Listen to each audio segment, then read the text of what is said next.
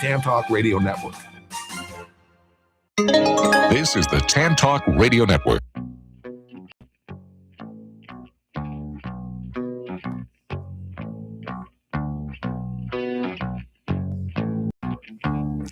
Good afternoon and welcome to the Randal Jenkins Real Estate Hour. Good afternoon and welcome to the Good afternoon and welcome to the Randal Jenkins Real Estate Hour. I'm Randal Jenkins. Every week we pull back the curtain on how real estate really works. This isn't a show where we read headlines or tell you whether mortgage rates went up an eighth of a point. There are plenty of places to get your information. This show is about something more and much more valuable. It's about understanding the hidden mechanics behind buying, selling, negotiating, marketing, and investing in real estate. Whether you're a buyer, a seller, or an investor, or a real estate professional, or a realtor, my goal is simple. When this hour is over, you'll understand something you didn't understand before. Because I believe we're no longer in the information business. Information is everywhere. You can ask Google, you can ask Zillow, you can ask AI. What matters today is interpretation, context, strategy, and transformation. We're going to talk a lot about transformation today. The best realtors don't just answer questions. They change the way people think. And that's what we do here every week. So let's get started. Today, my guest is Eric Jenkins, superstar realtor from Keller Williams, one of the finest realtors in the land, one of my competitors, but a good guy anyway. Eric, welcome to the show. Thank you very much. Thank you. Thank everybody individually. I think there's 2 people watching. Thank you. Okay, great. So we talk about real estate and we talk about adventures in real estate and we talk about... Oh, we have an echo. Feedback. Whoop, whoop, whoop. Oh, we're a little new at this radio stuff. I think I know why it's happening. Let me go ahead and turn the volume down on one of these computers. That's good. Okay, cool. Much better. Eric, tell us a real estate story. Most valuable commodity I know is information. Wouldn't you agree? I would. I had a closing today. Went well. Us. Story. Competed with 5 other realtors. I made a few suggestions before we listed. He followed those. And we had a nice closing and it was electronic. Did you have any issues where you had to reach out for help? Oh gosh, yes. Who did you call? Ghostbusters. No, I called one of my mentors, Randal Jenkins. Oh, that's me. That's you. Yeah, I provide a little bit of coaching and a little bit of training, and I have a marketing group. And I was told, don't sit there and brag about all your good things. You're here to teach. We're here to provide education. And the interesting thing about this evolution of AI and information is that we're having a lot of conversations with AI and really able to narrow down and dig deeply into what it is that we may not have known, what we haven't seen as clearly. My big evolution in the last 10 days was the insistence of AI that we realtors and investors and buyers, we're not in the information business. We're in the transformation business. One of the biggest mistakes realtors make is believing that their value comes from providing information. And that may have been true 30 years ago, but today it isn't. Consumers have more information than they've ever had. They have Zillow. They have Realtor.com, Homes.com, which, by the way, I really like Homes.com. They have YouTube, they have podcasts, and now we have AI. Information is everywhere. In fact, information is just a commodity now. There's no value of being just an information provider. And if that's all you have, you're competing with technology that's available 24 hours a day for free. So if you're not in the information business, if you're not in the information business, what business are you in? And I said we're going to talk about transformation, and that's where we're going to talk about. Our job isn't just to give people more information. Our job is to change what they're capable of doing because they met us. Transformation changes the outcome. A buyer doesn't hire you because you don't know how many bedrooms a house has. Zillow can tell them that. They hire you because they're overwhelmed by choices and unsure how to make the right decision. Your job is to transform from an uncertain buyer to a confident homeowner. A seller doesn't hire you because they don't know the address. They hire you because they don't know how to position their home to attract the most buyers, to negotiate the strongest terms, and mostly to avoid costly mistakes. I mean, there's only three things that a realtor can do. They can get you the highest price in the least amount of time with the least amount of stress. And our job is to transform them from a homeowner into a successful seller, or transfer them from a renter to an owner. Every great realtor creates transformation. Think about this. You transform confusion into clarity, fear into confidence, uncertainty into a plan, emotional decisions into a logical one. You transform dozens of disconnected facts into a strategy. You transform a stressful process into a manageable one. And that's what the clients are paying for. Was that a comment? Oh, I like that. No, it's really good. Are you taking notes? I am. So I programmed a personal chat GPT called the Realtor Whisperer. And I've taken all kinds of philosophy regarding real estate that represents my position in the scheme of things. And I've been programming this Realtor Whisperer mentality and philosophy into this chat GPT. And then I go to this Realtor Whisperer chat GPT and I have these conversations. And every now and then it will say, that's what you're driving at. That's the point you're trying to make. And, they say, if you really want to learn a subject, you should teach it. Yeah. Yeah. So in my desire, and this all evolved out of my marketing group. I have a marketing group where realtors from different companies, we market each other's listings. And in our listing presentation, it allows us to give one more reason why you should do business with me.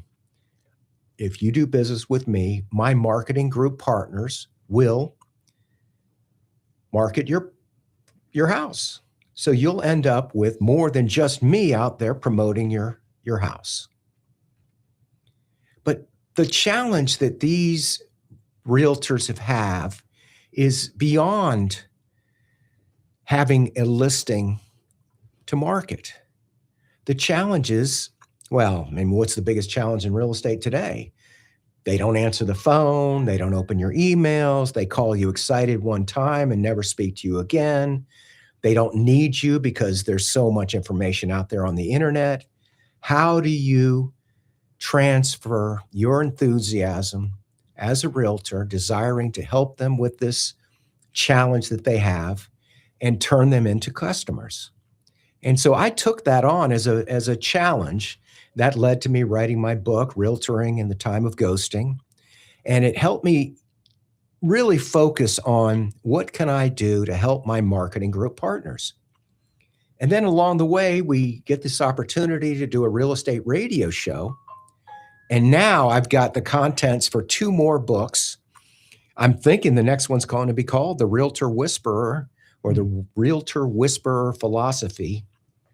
And I'm going to continue to develop content that's going to allow me to provide information on the radio show, certainly, but also to help my marketing group partners to build their businesses. So let's talk about transformation, and let's talk about the value of information and how realtors can convert that information into decisions, really. I mean, you do this every day, Eric. Well, last week, the radio show was excellent because it was really for me. It was for realtors of how to be in competition and have a shot at winning the listing.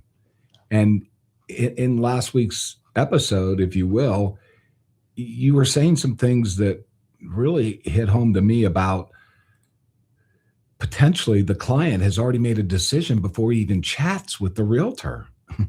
And that is thrillingly exciting and scary. Well, if you read my book, which I know you read the first page, since you're on, since you're on the first page, we'd had a conversation and I was building content for the book. And I asked Eric, where did you get your last 4 listings? And he told me that they all called him. 3. 3? 3. Well, and you always embellish, so I put 4 in the Poetic book. license. So the bottom line is that what happened? I mean, these people, when they thought of real estate, they thought of you. You had gotten to know them over time, and when they were ready to call you, who are they going to call? They're going to call you. My thinking on this show and on this today's topic I don't want to just focus on realtors. I mean, we have public out there that's watching this or not watching. There's nobody watching on YouTube, but certainly the replays they will be watching. But we have audience out there on the radio that's driving along in traffic, and watch the road. Be very careful out there if you're in traffic. But you're not a realtor. You're Joe Public. And you might be thinking of buying or selling a property. And what do you need to know? And what can we share with you to give you the opportunity to have the best experience? I like that. I think you should look at realtors' testimonials to determine what their character is, who they are, and what they'll do for you. You're Mr. Testimonial. Seems like a good route to go. That seems like you should, if you have an interest in reading Eric's testimonials, he has hundreds of them. They're very good. And every now and then you get a bad one, right? Yeah. Yeah. You still publish those. Yeah. That's good. We've been talking a lot about MLS, and I'm bringing this up. I want to try to skew this toward if you're a buyer or a seller. And most people think of MLS as a listing platform. And certainly that's what it is. But what I look at MLS, not just as a listing platform, but a buyer matching platform. If you're a buyer, I mean, there's like 100 things that you can ask about. And you don't need a realtor for any of these. What are the most important things that a buyer might be looking at? Certain price. Price is number 1. Bedrooms. Bedrooms is number 7. Bathrooms. That's 8. Flood zone. Flood zone is top 10. Sinkhole neighborhood. You and I are probably the only ones out there that are concerned about that. But yeah, if you're not aware of the sinkhole hazard and phenomenon in settlement homes in Florida, go to my Randal Jenkins Real Estate YouTube channel and type in settlement. And I have 3 or 4 videos where I talk about sinkhole properties and settlement properties. But location is actually number 2. Where do you want to live is a pretty big challenge. Property type, single family, condo, townhouse, villa, manufactured home, duplex. And in the interest of making this somewhat entertaining, when anyone says to me condominium, or to you condominium, what do you think? Villa. Townhouse. Exactly. Unless it's one story. I wrote a rap song. Don't say it. You say condo, I say townhouse. You say condo, I say villa. That's perfect. And it goes like this. All right, bedrooms, bathrooms, square footage, lot size, number of stories, garage. Septic. Septic versus Power lines sewage. below ground. deed restrictions, Community pool. private pool, workshop, carport, boat parking, waterfront types, Gulf access. So this is a good illustration. If you're shopping and you look on Zillow, well, Zillow's a little challenging because a lot of these criteria are not on Zillow. And we covered this, but because it's a new live show, let's talk about that for a moment. One of the things that I emphasize to my marketing group partners, and then when I'm talking to a seller, is the fact that the conversion between Realtor's MLS and Zillow, for example, it's not a direct transfer, meaning you can't search for 190 different things that you can search for on MLS. I mean, there's 10 or 20 things you can search for on Zillow, and that's it. So what if you have these characteristics and you go on Zillow and how do I search for FHA? How do I search for no bridges? How do I search for the criteria that Zillow doesn't allow you to search for? And this brought me to the realization and has turned me into what I call an MLS keyword expert. And my Realtor Whisperer ChatGPT is programmed for this. So when I have a listing, I will say, what are the keywords that are not on Zillow that I should put in my MLS public remarks? Now, I'm trying not to just focus on realtors. If you're a seller or a buyer and you can say exactly what you're looking for, and a lot of people don't know what they're looking for, but if you can say what you're looking for, a realtor can search for it. But here's the challenge.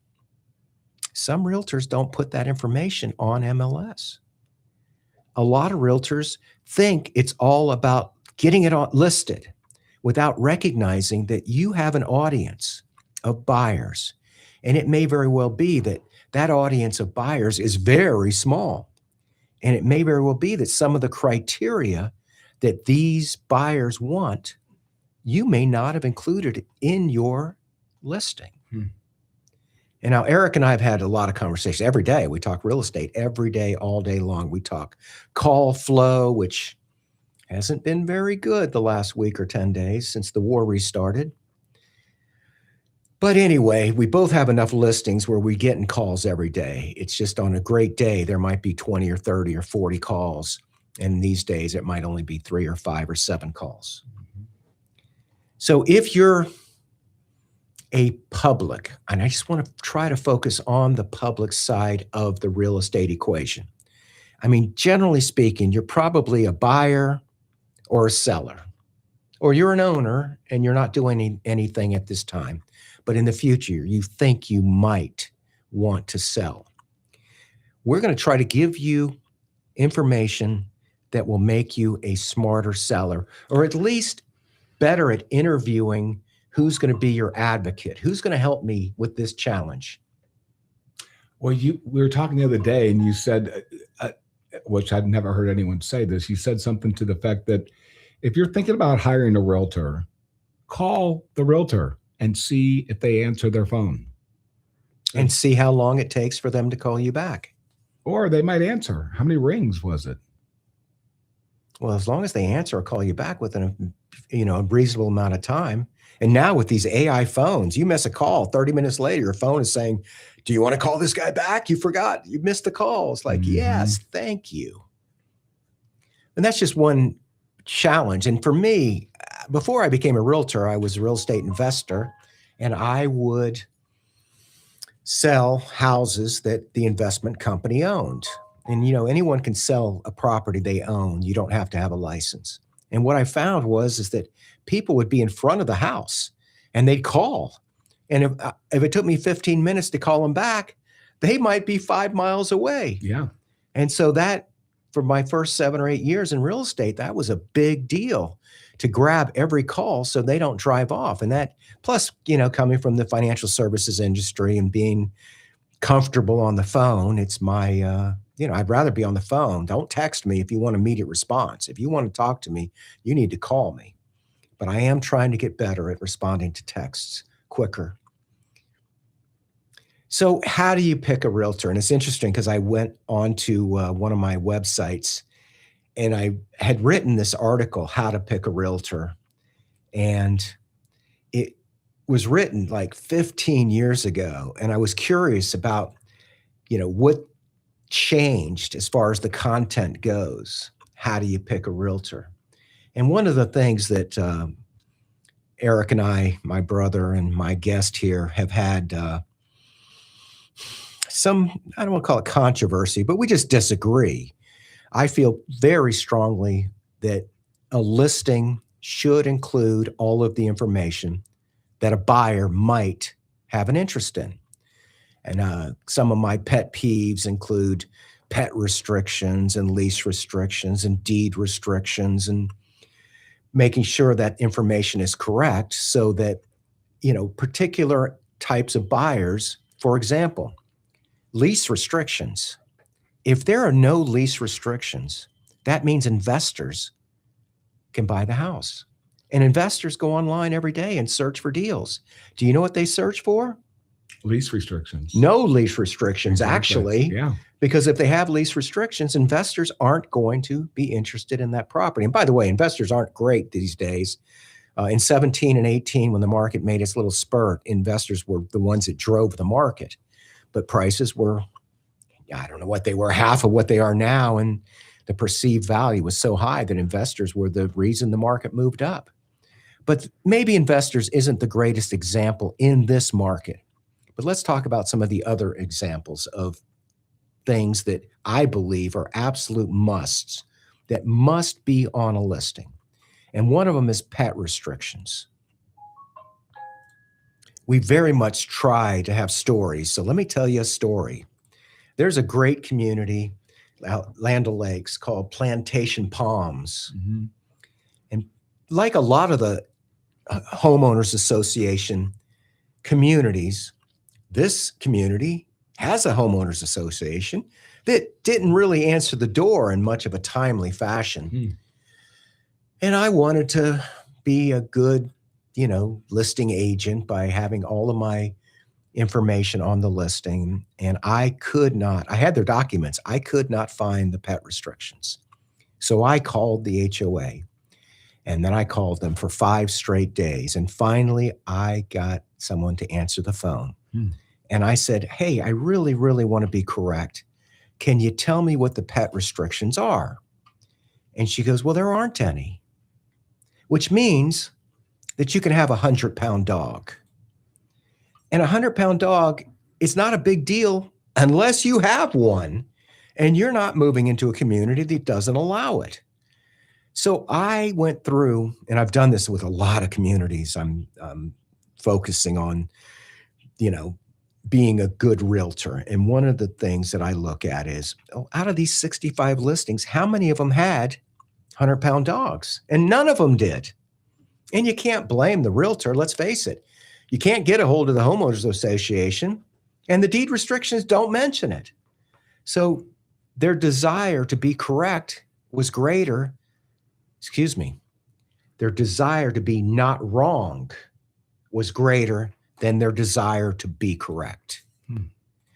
So I put 100-pound dog, and then I went back and checked it. There's over 120 listings now in the history of that neighborhood, and there's a lot that have 100-pound dog on there. And I believe they saw my listing and they said, I wonder if this is true. And if you're looking for 100-pound dog neighborhoods, there's a fun little exercise that we can do where we say how many houses can have a 100-pound dog, and then I show you how that number is incorrect. I'm not sure if we should do it on a live radio call, but I'll give you an illustration. For example, in Pasco County, because Pasco County has less than 5,000 listings. So if you do search, like if you search in Pinellas or Hillsborough, you can only pull up 5,000 listings, and there's more than 5,000 listings in those two neighborhoods. But let's say you came into Pasco, and let's use real numbers. I'm online. So right now in Pasco County, there's somewhere just under 4,800 listings. The number is actually 4,766. Now, how many of them, Mr. Jenkins, do you think can have small dogs? A third of them. A third of them. Well, let's find out. If you click the button for small dogs, there's 30 properties that can have a small dog. Of course, if you have a small dog, you can have a little bit larger dog. And that means it brings it up to 300. And if you have a small dog, you can live in a neighborhood with medium-sized dogs. That brings us up to 411. And if you add large dogs, 481. And if you add extra large dogs, 736 properties can have a small dog. Is that all there is? Less than 20%. No, that's not all there is, because there's something called no deed restrictions. You're allowed a big dog there. You're allowed to have dogs where there's no deed restrictions. Well, there's 1,286 more properties 1,900 that have no deed restrictions. 40%. But here's a little problem. Deed restrictions is a button that may have been missed. So there's likely that there's lots of other properties where deed restrictions weren't correctly tagged. Yeah. Wow. And that's a reason when you're shopping for a realtor and you're a buyer and your realtor says there's only 30 properties that can have a small dog because that's all that's checked. When the reality is, you got to know how to talk to MLS. It doesn't automatically click large dog or extra large dog. It only clicks small dog, 30 of them. And if you click deed restrictions, there's only 23. So that means that there's definitely a bunch of properties that are miscategorized regarding deed restrictions. So what I would recommend is if you're a realtor or if you're working with a buyer and you narrow down to certain neighborhoods where you know there's no deed restrictions, ignore the buttons on MLS. And by the way, those buttons are not on Zillow. All right, let's talk about another opportunity for knowledge. One of my, I've sold a lot of properties that were zoned for horses. And there's a button called Zoned for Horses in Pasco County, which is, there's hardly any properties, by the way, in Pinellas County that are zoned for horses. There's quite a few in Hillsborough County. But looking at the Zoned for Horses button, there are, and now Zoned for Horses, there's approximately 78 properties that are currently coded Zoned for Horses in Pasco County. I'd like to get the exact number. Let's see. There's another button, but allows horses. But generally, the Zoned for Horses is the one that's mostly used. But as a buyer's agent, if you came to me and said, you know, I'm interested in, you know, a home that can handle horses, then I would look at both buttons. But here's the thing. If you understand the zoning in Pasco County, you're going to realize that if you have 1 acre or more, and let's just click it, 1 acre, 2 acre, 5 acre, 10 acre, 20 acre, and let's see if there are any 100 to 200. There are 285 properties right now that are over 1 acre. Now, if you know your stuff, you know that zoning includes agricultural, estate residential, and there's another one that's AC. And if you click on that, you get 195 properties. This means that even though Zoned for Horses only has 78 properties, there's actually 195 properties that you can buy and have a horse.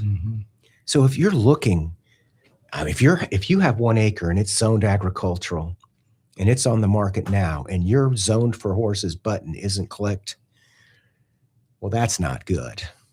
And if you had a property that didn't sell and it was over 1 acre and it was zoned for horse and it was agricultural and it didn't sell, please call me back. I will click the button zoned for horses. Now, if you're a buyer and you want a horse property, don't look under zone for horses, because everyone on that group of 78, they all know that they're zoned for horses. But on the 120 something that are incorrectly categorized, those properties are not being marketed with the most value that can be gotten. They're just trying to prove this thing's not scripted. So when you're shopping and you're looking for a property, let's do some more of this, not quirky stuff, but let's look at this. Let's say you come into town. Again, I'm going to use Pasco County because it's got a smaller number of houses. And you say, I want to buy a $500,000 house, and I want it to be 3 bedrooms and 2 bathrooms. And let's say you want a 2-car garage. Right now, there are, let's put the buttons in the right place. 3 bedrooms. I went 2 bathrooms. 597 properties. Do you believe that's all the properties available? I don't know. It's a trick question. You're walking into a... I don't feel comfortable answering. Let's face it, if you're willing to take a 3-bedroom house, you'd probably take a 4-bedroom house too. Oh, good. And there's 183 more properties under 500,000 that you can look at. And you'd probably take a 5-bedroom house too, wouldn't you? Mm-hmm. There's only one. So what I would do is I would just do 3+. I'm still working under the $500,000 limit. So there's actually 781 houses we can look at. Wow. Do you think that's all the houses? No, Randy. No, because you know you're going to walk into a trap. Look, if you're willing to take 2 bathrooms, you'd probably take 3 bathrooms, wouldn't you? Yeah. Okay, now we're at 1,400 properties. And if you were willing to take a 2-car garage, let me ask you this: would you take a 3-car garage? Okay. So really, if you're a $500,000 buyer and you need a 3-bedroom, 2-bathroom, there's actually 1,531 properties you can look at. Well, if your buyer's agent that you're working with doesn't do the plus, there's a whole lot of things that you're not looking at. More than likely, could set you free. Could be the magic one. Could be, and you're not looking at it because you got the wrong realtor. Criteria. Yeah. Let's not throw anyone under the bus. You're looking at the wrong criteria. Wrong realtor. And what we want to do is we want to be smart. We want to walk away from these radio shows with information we didn't know, and allow us to come out of here with more education. And ultimately, going back to, and I can't help myself, I keep wanting to go back and talk about realtors. We all want to be better at whatever it is we want to do. And the way that we get you there, do, not everybody. You're special. Tell me more. Kaizen, self-embetterment, day after day, a little bit each day, a little bit more. Then later, you're a lot more. Here's something that's really interesting. Vacation rentals. Oh, gosh. You don't even want to talk about them. I don't. You know why you don't want to talk about them? Because I don't know. Huh? Because I don't know the deal. I don't know the rules. Well, what I've seen is there's around 5,000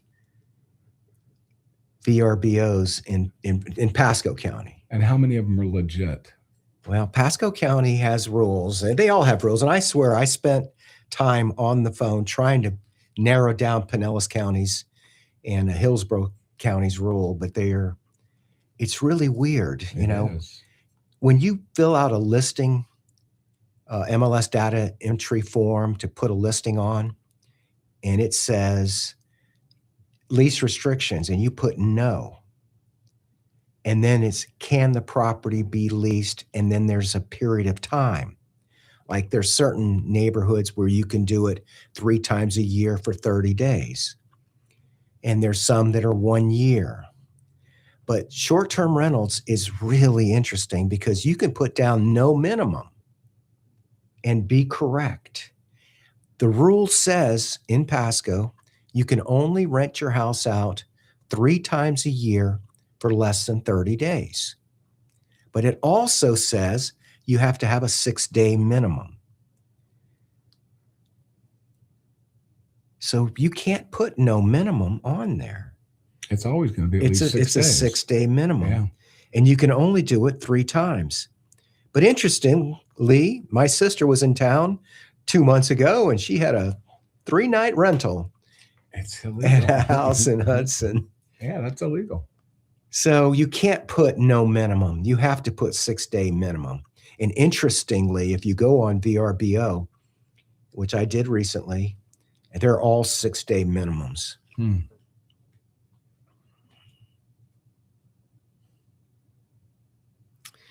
All right, we're going to learn stuff we didn't know.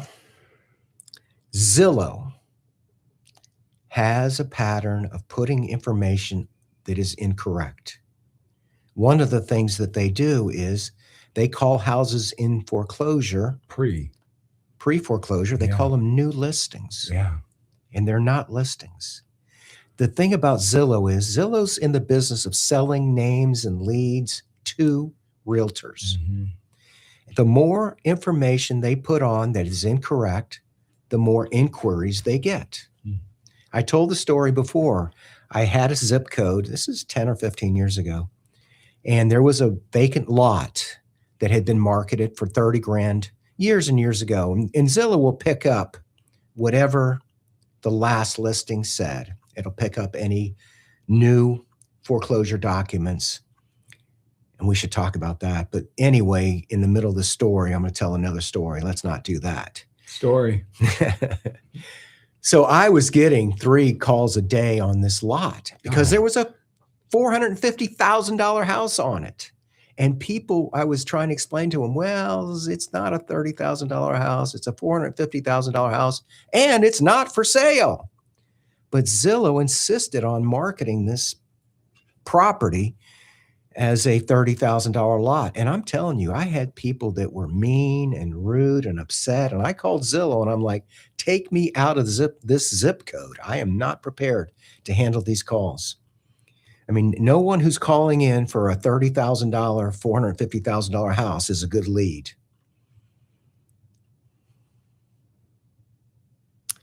So Zillow's not correcting incorrect information. Zillow is giving you as much information as they can, and if it's wrong, they still get leads and they sell them to realtors. Do you think they know they're wrong? You can try to get Zillow to fix it, but if it's not your listing and it's not your, who are you to go in there and tell them they're wrong? You know they're wrong because you're a professional, but we're not in the business of correcting Zillow's mistakes. The other thing Zillow does on foreclosures is that, let's say a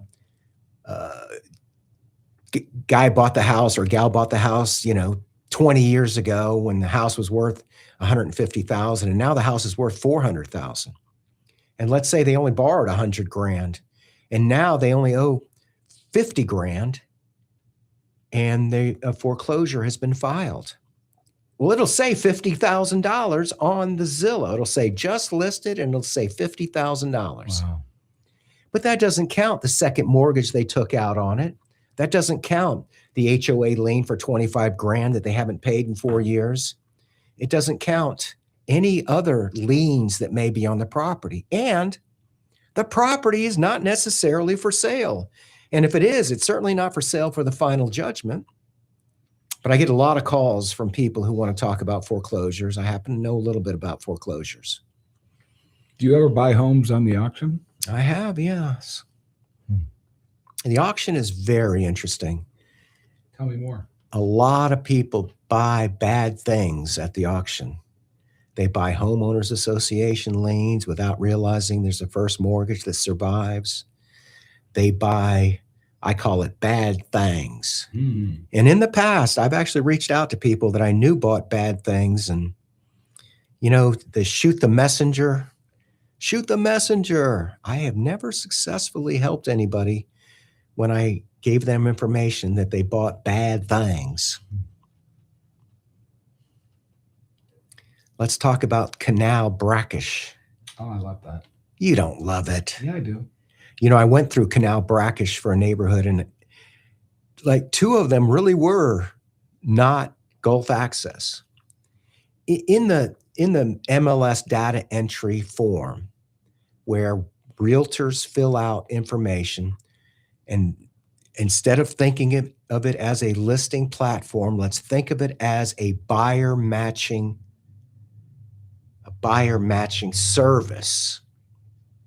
So if you want Gulf access, I have a boat. I want to go out in the Gulf. There's a button called Canal Salt Water.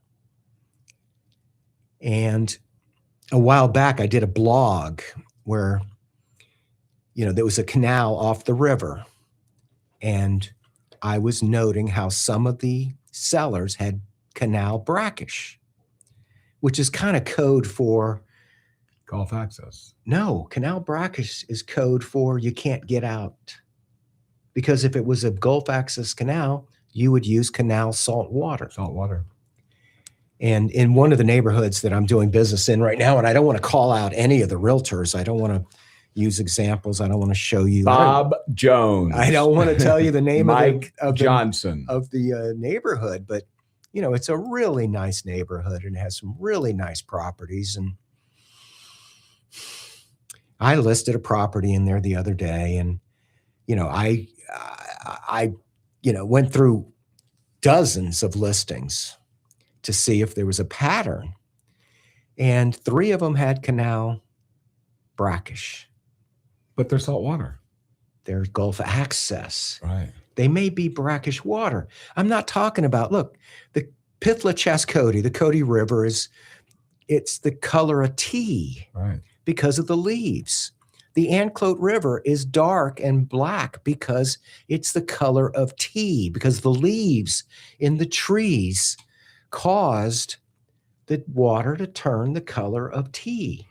It's not clean. It's not like the Weeki Wachee, when you're upstream and the water's clear. Fresh water, yeah. So anyway, in this neighborhood, which is a glorious neighborhood, there were 3 properties that weren't correctly categorized. One of them, I know that realtor, and I sent her an email. Hey, you might want to change this from brackish to salt water. And she thanked me profusely. I'm a hero. But the other 2 realtors, I'm not the MLS police, and I didn't say anything. Frankly, those houses are going to be competing with mine, but they're not going to be competing based on Gulf access. The other thing about this listing, and we need to tell stories, is that this neighborhood actually does not have a homeowners association. It has what's called a civic association, and it's not mandatory to join. So I called the civic association and I verified there are no pet restrictions. Do you know why there's no pet restrictions? Because there's no HOA. Therefore, there are no deed restrictions. So I said, can I have an extra large dog? And they said, sure. So no extra large dog, no breed restrictions, no lease restrictions, no deed restrictions. Now this neighborhood has 50 something, 60 houses. And my criteria was 2-bedroom, 2-bathroom, 2-car garage. So I just was going to compete with those, 28 of them. Guess how many of the 28 had large dogs? None. Wow. Not one. What a guess. So anyone coming into town, like the Plantation Palms illustration, who has an extra large dog, doesn't know if the realtor didn't correctly fill out the MLS data entry form, that Plantation Palms is a great neighborhood. Beautiful houses, 400,000 to 700,000, probably more by now. Nice community, golf course, clubhouse, pool, all kinds of great amenities. And you can have any kind of dog you want.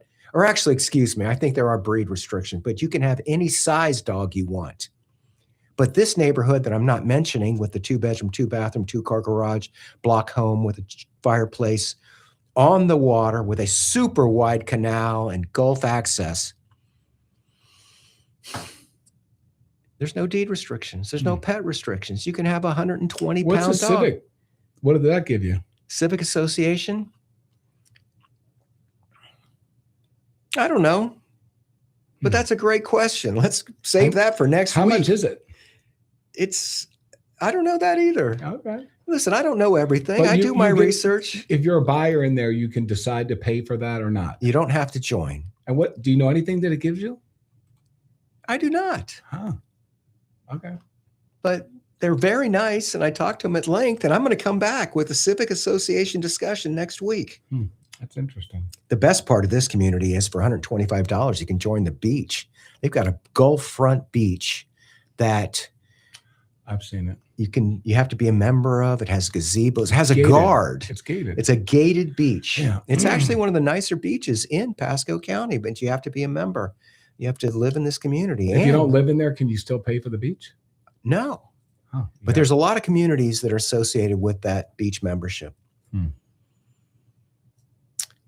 All right. We did zone for horses. We did 100-pound dogs. We did no deed restrictions, which means 150-pound dogs.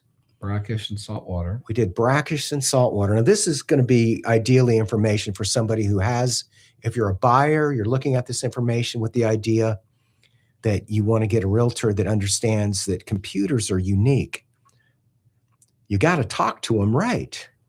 And if you don't talk to them right, you're going to think there's only so many choices. But what we need to do as buyers and as realtors is recognizing that MLS is not just a listing platform. It's a buyer matching service. All right, we're talking about being a seller or being a realtor. And I came up with something. You're going to love this. You know how commissions are negotiable? Yeah. And you don't have to pay a commission. Correct. Right. So a lot of people, I don't know how to position this. A lot of the calls that we get on new listings are from investors. And you think, how do I get in front of these investors? And the answer is list your house and you'll get 3 to 5 to 7 low ball offers the first week or two. And even beyond that, I got an offer for $130,000 on a $250,000 house. And my response was, can't do that. And then he came back at 150 and I said, no, can't do that. Well, what's my counter? My counter is, don't call me. But anyway, I got to thinking about it. Let's say you really did have a wholesale deal. How would you sell it? I would refer it to you. I don't touch that. Well, you could put it on MLS with a flat fee realtor and pay no commission to the buyer's agent. And you wouldn't need to pay a buyer's agent commission because those investors don't pay a commission. Right. You can make the commission. You could put a house on the market at a low number to get rid of it tomorrow and have no buyer's agent commission. There's buyer's agents out there freaking out. Don't say that. Well, commissions are negotiable and you don't have to pay one. And when is there a situation where you might be interested in selling it without a buyer's agent commission? Because you know you're going to sell it to an investor. That's a good idea. And they don't need you. Investors don't need a realtor to buy a wholesale property. And who's going to buy a wholesale property? Investor. An investor, cash only. All right, so sometimes there's tricks or clues, and our desire is to be a valuable content provider. And I was watching something the other day, and it said to go to the Google Street View and scroll back through history and look at the house 2 years, 5 years, and 10 years ago. Do you ever do that? Yeah. Isn't that interesting? Yeah, you can see when the sheds pop up. You can see when they change a roof. It's pretty cool. Well, one of the things that you got to be really careful about when you're buying a property is whether it has open permits or worse, unpermitted items. And a good way to get the clue is to look back at the Google Street View to see if this house suddenly got bigger. Another trick that I do with every listing, I mean, I have to do it, and that is to put the address in without active, pending, or sold and look at the old listings. And sometimes you'll read an old listing and it's going to say, Blah, blah, blah, blah, blah. no, it's going to say home had settlement damage, or home had a flood, or home had a issue, and it's a 10-year-old listing. And suddenly that data is no longer part of the information that's available. So looking through old listings, in fact, I had a deal the other day, and I presented it to an investor, and they were shocked. How could you recommend this property? And I'm like, why would you say that? It's beautiful. No, it's not. It's horrible. Come to find out that somehow or another, they found a 10-year-old listing of these horrible pictures. The house went through a $80,000 rehab. The house was beautiful, but they were looking at an old listing. And nowadays, you just give them an address, they pull it up. But they might pull up an old listing. And if they do, they're not going to see the current status.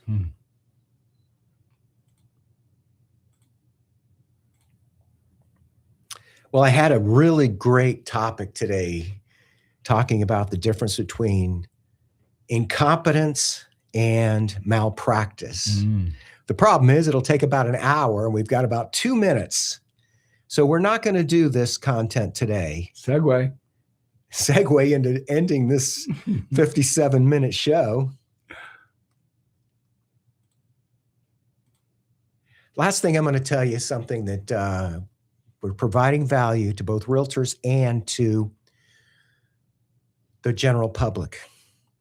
Did you know that credit scores can impact your home insurance rate? That's a yes or no question. No. Yeah. This is the reason why some realtors don't like to put the insurance quote on MLS listings.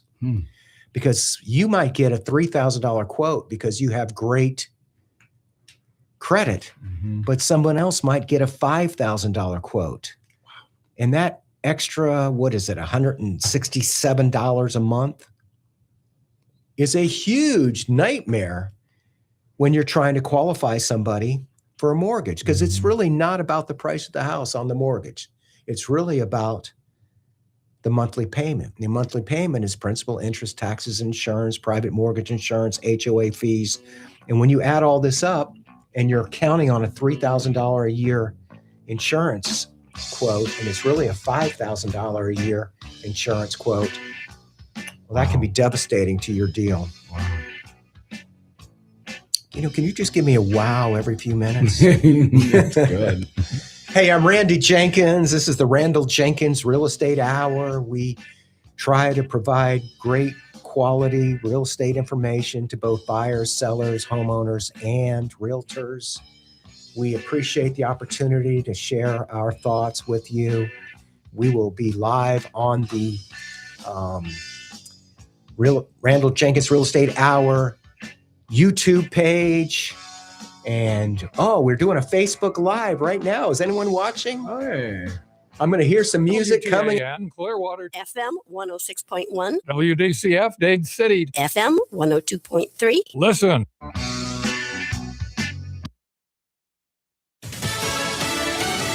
Hellfire missiles deployed. I'm Lisa Lacera, Fox News. The U.S. military says it's disabled a Curacao-flagged oil tanker trying to breach the reimposed blockade on Iranian ports as the U.S. carries out a second round of strikes today against Iran. President Trump saying we will have Iran defeated soon. President updating the war effort at a conference in Pennsylvania of defense and technology executives.